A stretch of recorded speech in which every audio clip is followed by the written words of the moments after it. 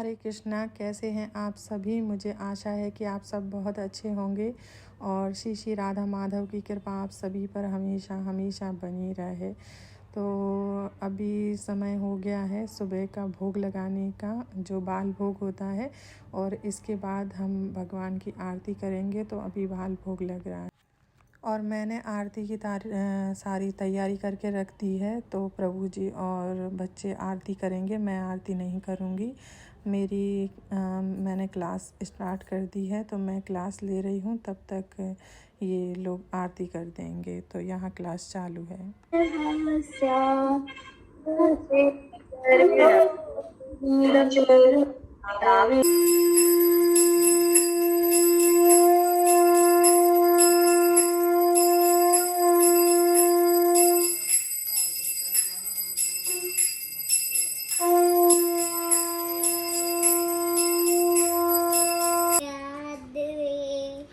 फिर से बोलो। फिर से बोलो। दोनों हाथ उठा के बोलो। फिर से बोलो।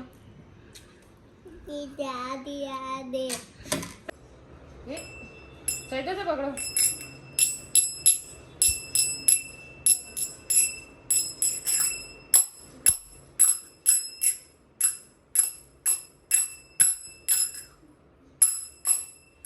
और ये मेरी बहन का बेटा है। मेरी सिस्टर यहाँ कुछ दिनों के लिए रहने के लिए मेरे पास आई थी और अब वो चली गई है। तो जैसा कि मैं पहले भी बहुत बार कह चुकी हूँ कि जो जीव है उसका संबंध भगवान के साथ है और वो उससे कभी भी दूर नहीं रह सकता, और भगवान हमेशा अपनी तरफ आकर्षित करते हैं सभी को। तो छोटा सा बच्चा है, 2 साल का ही है, ज़्यादा नहीं है, लेकिन फिर भी जैसे ही शाम होती है वैसे ही उसकी इच्छा होती है चलो आरती करते हैं, चलो भगवान की पूजा करते हैं। तो बार बार मुझे आकर शाम को बोलता है चलो मौसी आरती, चलो मौसी आरती, और करताल बजाना सीखनी है उसे। तो ये सब चीज़ें उसे बहुत अच्छी लगती हैं। और अभी एक ये खिलने के लिए तैयार है, कल तक ये भी खिल जाएगा, और ये वाला भी। और ये यहाँ पर हैं गुलाब, तो इनमें भी कलियाँ आने लगी हैं, ये देखिए, और धीरे धीरे इनमें भी फूल खिलने लग जाएंगे। और यहाँ इनमें भी कलियाँ आने लगी हैं। ये बहुत सुगंधित फूल हैं, जब खिलेंगे तो बहुत सुगंध आती है इनके अंदर। और करी पत्ता भी एकदम अच्छे से हरा भरा हो गया है। इसको कौन सा बोलते हैं वो मुझे नहीं पता है, मुझे अच्छा लगा था तो मैं ले आई थी। इसके अंदर बहुत सारे फ्लावर आते हैं इस प्रकार के, तो ये अच्छे लगते हैं। ये वाले तो मुझे बहुत ही ज़्यादा पसंद है। तो इसमें भी बहुत सारे फूल खिलते रहते हैं। मेरी फूलों की बगिया तो आपने देख ली, तो अभी चलो चलते हैं भगवान के लिए भोग बना लेते हैं। और ये व्लॉग जो है वो एकादशी का व्लॉग है, इसीलिए मैं इसमें उपवास के लिए जो भी बना रही हूँ वो सब आपके लिए शेयर कर रही हूँ, क्योंकि बहुत सारे कमेंट हैं कि माता जी प्लीज़ उपवास के लिए कुछ शेयर कीजिए। तो पैन के अंदर मैंने देसी गाय का जो घी है वो इसके अंदर डाल दिया है, और उसमें मैंने फिर इसमें राजगिरे का आटा डाला है। तो जितना मैंने राजगिरे का आटा लिया है उतना ही घी भी इसके अंदर, यानी कि 2 चम्मच राजगिरा आटा था और 2 ही चम्मच इसमें गाय का घी डाला है। और गाय के लिए मुझे आपसे ये भी कहना था कि कृपया आप सभी कृष्ण से प्रार्थना कीजिए कि वो गायों की जो है रक्षा करें। वैसे भगवान गायों की रक्षा करने में सबसे पहले और सबसे आगे हैं, लेकिन हम सभी को प्रार्थना करनी है कि जो अभी ये समस्या आई है इसकी वजह से उनको इस तकलीफ़ से निकालें। और यहाँ पर ये मूंगफली मैंने गर्म पानी में भिगो के रख दी थी 2 घंटे के लिए, और उसके बाद इसे नमक डाल के मैंने उबाल लिया है 3-4 सीटी आने तक। तो इसका हम सैलेड जैसा या चाट कह सकते हैं वो बनाएंगे, एकदम सिंपल सी। तो ये पानी निकाल दूंगी मैं और उन्हें धो लूँगी अच्छे से। और इस तरफ ये जो राजगिरा है आटा राजगिरे का, तो ये भी अच्छी तरह से भुन गया है। और इसको इतना भूनना है कि जैसे इसका कलर चेंज हो जाए और ऐसे बादामी कलर जैसा दिखने लग जाए। और फिर अगर आप ज़्यादा मीठा पसंद करते हैं तो फिर आप इसके अंदर राजगिरे का आटा 2 चम्मच लिया है तो 2 ही चम्मच शक्कर डाल दीजिए, लेकिन मैंने कम डाली है, 1.5 चम्मच शक्कर।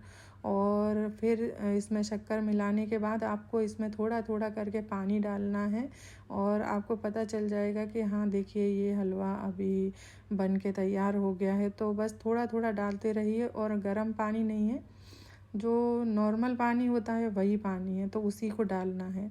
और ये मैंने 2 चम्मच राजगिरा का आटा लिया था और उसमें से 1 कप जितना भर के हलवा बन के तैयार हो गया था। तो बहुत कम राजगिरे का आटा लेना है और इससे बहुत ज़्यादा हलवा बन जाता है क्योंकि ये बहुत ज़्यादा फूलता है।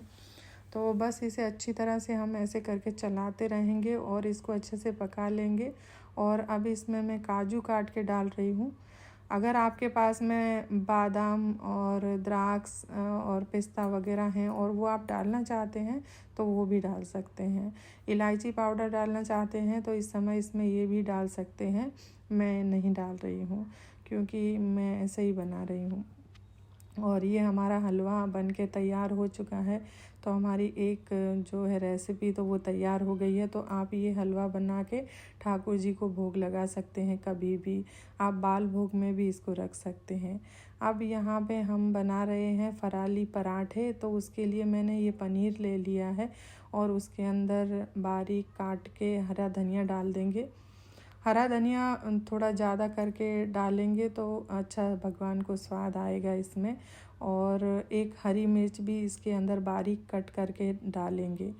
अगर आप चाहें तो आप इसकी जगह क्या कीजिएगा कि आप अदरक हरी मिर्च का पेस्ट भी डाल सकते हैं, तो उससे भी अच्छा इसके अंदर जो है वो तीखापन आपको अगर चाहिए तो आप वो भी ला सकते हैं।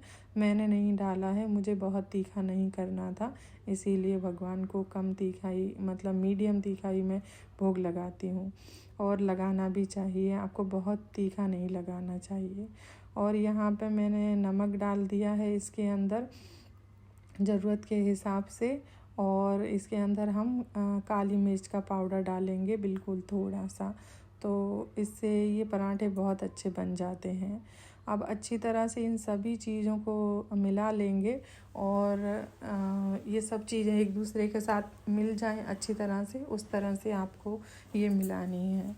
तो आपको हमेशा जब भी आप भगवान के लिए कुछ बनाते हैं तो आपको ध्यान रखना है उनकी सुविधाओं का, भगवान को क्या पसंद आएगा, उन्हें क्या अच्छा लगेगा।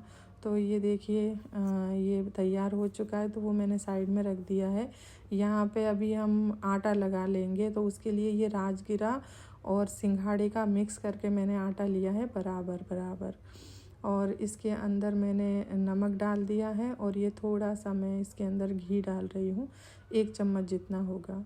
अब इसके अंदर हम एक आलू ग्रेट कर देंगे, यानी कद्दूकस कर देना है आलू को, क्योंकि आलू अगर हम इसमें नहीं डालेंगे तो इसमें बाइंडिंग जो होती है वो अच्छी नहीं आती है।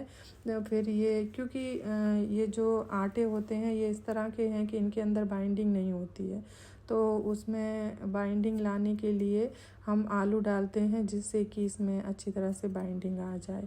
और एकदम बारीक कद्दूकस कीजिए जिसकी वजह से ये जो है आलू जो इनके अंदर अच्छी तरह से मिल जाए, कहीं पर कोई गांठें वगैरह ना रहें, तो आपको बेलने में दिक्कत नहीं होगी। और पहले हम क्या करेंगे कि इन सब चीज़ों को अच्छी तरह से मिला लेंगे और उसके बाद इसमें पानी डालना है, क्योंकि ये आलू है और ये भी गीला होता है, तो इसमें मिलने के बाद हमें पता चलेगा कितनी ज़रूरत है पानी की। तो उसके बाद फिर हम थोड़ा थोड़ा करके पानी डाल के, जैसा रोटी के लिए और पराठे के लिए हम नॉर्मली आटा लगाते हैं, बिल्कुल वैसा ही हमें इसके लिए भी आटा लगाना है। तो बहुत इसमें मुश्किल नहीं आती है, बहुत नहीं, बिल्कुल भी नहीं आती, आराम से लग जाता है आटा इसका। और आलू डालने की वजह से ये सॉफ्ट भी बहुत बनते हैं, एकदम मतलब मुलायम और बहुत अच्छे होते हैं। तो बस इसी तरह से आटे को अच्छी तरह से मतलब नीट कर कर के आपको लगा लेना है। और फिर उसके बाद में तो मैं कह रही थी कि आपको भगवान की सुविधाओं का ध्यान रखना चाहिए कि उन्हें उत्तम से उत्तम वस्तुएं अर्पण करनी है और अच्छे से अच्छे सजाकर आपको उनको चीज़ें उनके सामने ले जानी चाहिए, जिससे कि भगवान का देखते ही उन्हें खाने का मन करे। और थोड़ा सा मैंने यहाँ पे घी डाला है ताकि ये आटा जो है हाथ में ना चिपके, और आटा लग के तैयार हो चुका है अभी। तो अभी बस हम इसके पराठे बनाएंगे। ये जो आटा होता है इसको आपको ज़्यादा देर रखना नहीं है, वरना ये जो आटा बहुत गीला हो जाता है और फिर ये हैंडल करना बहुत मुश्किल हो जाता है, क्योंकि इसके अंदर आलू डला है, उसकी वजह से ये गीला होता ही रहता है। तो आप ये ना सोचें कि गरम गरम पराठे बनाने के लिए हम आधे घंटे बाद बनाएंगे। आप जैसे ही आटा लगाएं तुरंत आप बनाइए, नहीं तो ये आटा पूरा एकदम गीला गीला हो जाएगा और फिर आपसे बिल्कुल भी हैंडल नहीं होगा ये। तो अभी हम इसको बेल लेंगे और बिल्कुल धीमे हाथ से बेलना है, क्योंकि हमने आलू तो मिलाया है इसके अंदर, इससे ये पराठा अच्छे से बन जाएगा, लेकिन फिर भी ये टूटता है अगर हम ध्यान नहीं रखते हैं तो बस एक पूरी जैसा हमें इसे बेल लिया है। अब इसके अंदर हम पनीर की स्टफिंग रखेंगे, तो ऐसा लड्डू जैसा बना के इसके अंदर रख दो, तो क्या होता है ये पनीर इधर उधर बिखरता नहीं है, वरना ये भी इधर उधर बहुत भागता है। तो बस चारों तरफ से अच्छी तरह से हम इसे बंद कर देंगे, और बहुत ध्यान से बंद करना है कि ये आटे की तरह नहीं होता ना, तो फट जाता है कहीं से भी। तो बहुत हल्के हाथ से और ध्यान से देखते हुए हमें इसे अच्छे से बंद करना है, और चारों तरफ से हम इसे धीरे धीरे धीरे धीरे करके दबा के और फिर आटा लगा के इसको बेलेंगे। तो एक दो बार आप करेंगे तो फिर आपको ये पता लग जाएगा कि इसको कैसे आपको मतलब हैंडल करना है। पहली बार जब हम करते हैं तो हमें पता नहीं होता, तो चीज़ें बिगड़ जाती हैं हमसे, लेकिन दो एक बार करने से हम उनके बारे में जान जाते हैं कि इसको कैसे हमें मतलब करना है हैंडल। तो बस धीमे धीमे हाथ से ही हमें इसको बेलना है ताकि ये कहीं से फटे नहीं। बहुत फटता है ये, आप देख रहे होंगे थोड़ी थोड़ी दरारें आपको चारों तरफ दिख रही होंगी। तो मैं बहुत धीमे हाथ से बेल रही हूँ, इसीलिए इतनी कम है। अगर जैसे हम आलू के पराठे नॉर्मली बनाते हैं या पनीर के आटे से, तो उनको हम जितने आसानी से बेलते उतनी आसानी से इसको बेलेंगे तो ये फट जाते हैं। और तवा मैंने गैस पे रख दिया था, गरम हो गया था तवा, तो इसके ऊपर ये पराठा मैंने डाल दिया है। अभी एक तरफ सिक गया है अच्छी तरह से, तो इसे हम पलट देंगे। और तवे पे डालने के बाद फिर कोई परेशानी नहीं है, फिर नहीं ये टूटता है। तो ये कितना अच्छा एकदम से मतलब बहुत सुंदर और गोल्डन ब्राउन तैयार हो गया है। अब इस तरफ हम इसमें घी लगा देंगे, और घी लगा के और दोनों तरफ से हमें सेक लेना है। तो घी लगा के हम पलट देंगे और दूसरी तरफ भी घी लगा लेंगे, और इसी तरह से दोनों तरफ से हम इसे अच्छी तरह से सेक लेंगे, और फिर ये हमारा पराठा जो है वो तैयार हो जाएगा ठाकुर जी के भोग लगाने के लिए। तो ये पराठा हमारा जो है वो सिक रहा है नीचे से भी, तो अभी ये तैयार हो जाएगा। तब तक हम जो है वो मूंगफली की चाट बना लेते हैं, या सैलेड बोल सकते हैं आप इसे। तो ये मूंगफली के अंदर मैंने आधा खीरा काट के डाल दिया है, 1 कप जितनी ही मैं बना रही हूँ। और मूंगफली में हमने नमक डाला था, इसीलिए मैं सिर्फ खीरे के हिसाब से नमक डाल रही हूँ। और इसके बाद इसमें काली मिर्च डाल के इसको मैंने मिला दिया है। आप चाहें तो इसके अंदर हरी मिर्च बारीक काट के डाल सकते हैं, हरा धनिया डाल सकते हैं। फिर इसके अंदर आप चाहें तो कैप्सिकम, टमाटर, वो सब चीज़ें आप डाल सकते हैं। मैं सादा बना रही हूँ। और यहाँ पर मैंने ठाकुर जी के भोग के लिए थाली भी परोस के तैयार कर ली है।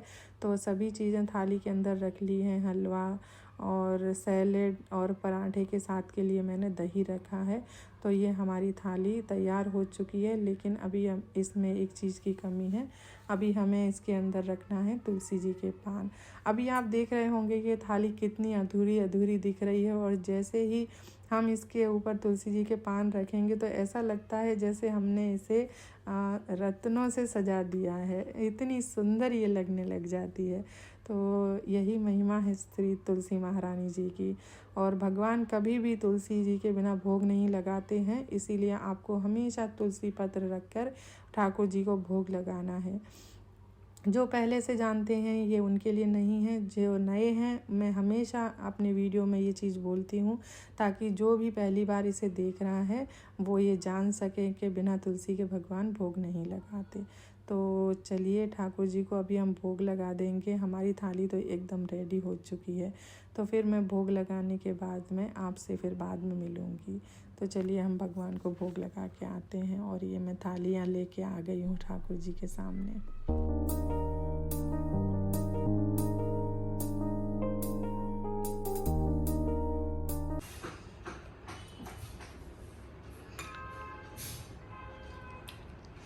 कैसी बनी है चाट? सही बताओ।